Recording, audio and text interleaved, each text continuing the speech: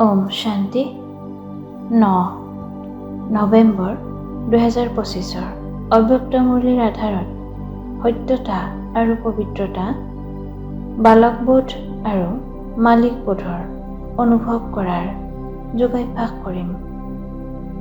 ওম শান্তি।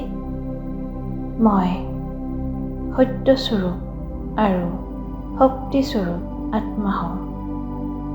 সত্যতাৰ শক্তিৰ আধাৰ হৈছে সম্পূৰ্ণ পবিত্ৰতা।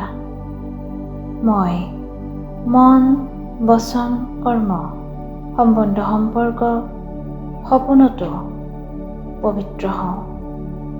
মই পবিত্ৰ আত্মাৰ চলন আৰু চেহেৰাত দিব্যতা স্পষ্টভাৱে দেখা পোৱা যায়। মোৰ দুচকুত আত্মিকতাৰ জিলিঙি থাকে। ৰিপিট, মোৰ দুচকুত আত্মিকতাৰ চমক আছে। মই সদায় হৰ্ষিত মুখৰ হওঁ। প্ৰতিটো খোজত মই বাবাৰ সমান কৰ্মযোগী হওঁ। পবিত্ৰতা মোৰ জনমৃত্য অধিকাৰ।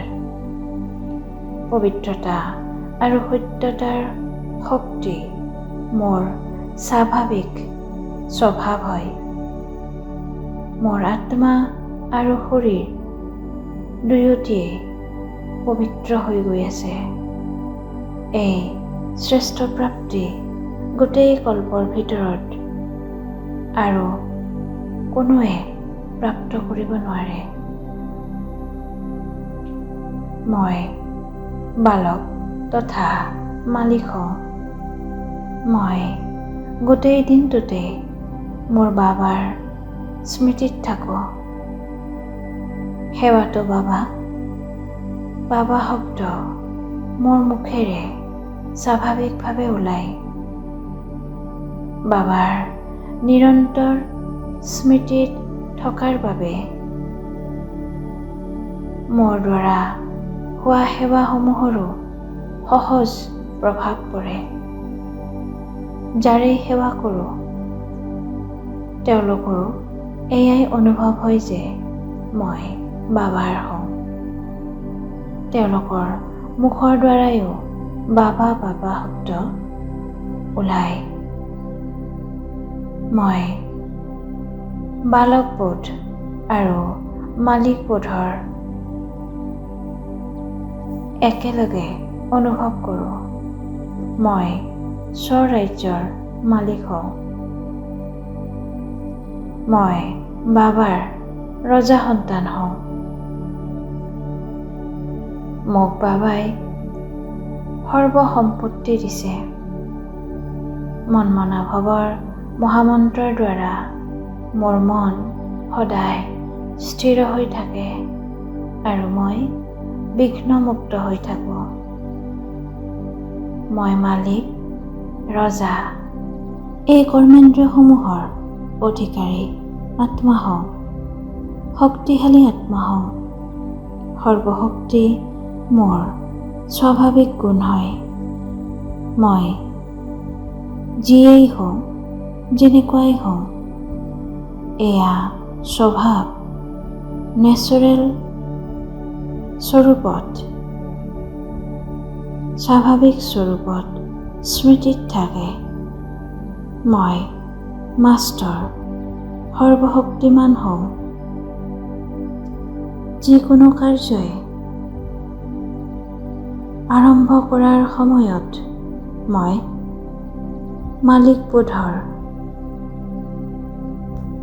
স্বত্বাধিকাৰীৰ স্থিতিত স্থিত হৈ সকলো কৰ্ম কৰোঁ। মই কণ্ট্ৰলিং পাৱাৰ, ৰুলিং পাৱাৰৰ গৰাকী আত্মা হওঁ। মই মাষ্টাৰ সৰ্বশক্তিমান হওঁ। মোৰ আগত সমস্যা বা বিঘ্ন ৰৈ থকাৰ শক্তি নাথাকে। প্ৰতিটো কৰ্মতে ডাবল লাইট আৰু আনন্দৰ অনুভূতি কৰোঁ। মই সহজ সফলতা অনুভৱ কৰোঁ। মই প্ৰতিটো কাৰ্যত বাবাৰ সংস্কাৰক সন্মুখত আনো। মই বাবাৰ সমান বিশ্ব কল্যাণকাৰী, শুভ ভাৱনা, শুভ কামনাধাৰী আত্মা হওঁ। বালকবোধ আৰু মালকবোধৰ স্বাভাৱিক সংস্কাৰ নিচাত থাকোঁ। বাপ দাদাৰ সমান সমাধানস্বৰূপ আত্মা হওঁ। মই মাষ্টাৰ সৰ্বশক্তিমান হওঁ।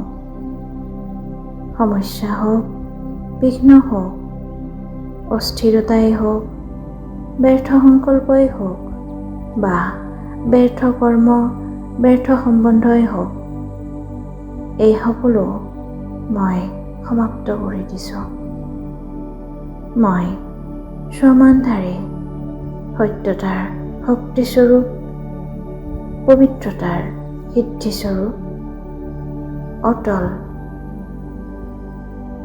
বাপ দাদাৰ ভাগ্যশালী আৰু অতি মৰমৰ আত্মা হওঁ। স্বমানত স্থিত হৈয়েই মই বাবাৰ স্মৃতিত বিলীন হৈ যাওঁ। ওম শান্তি।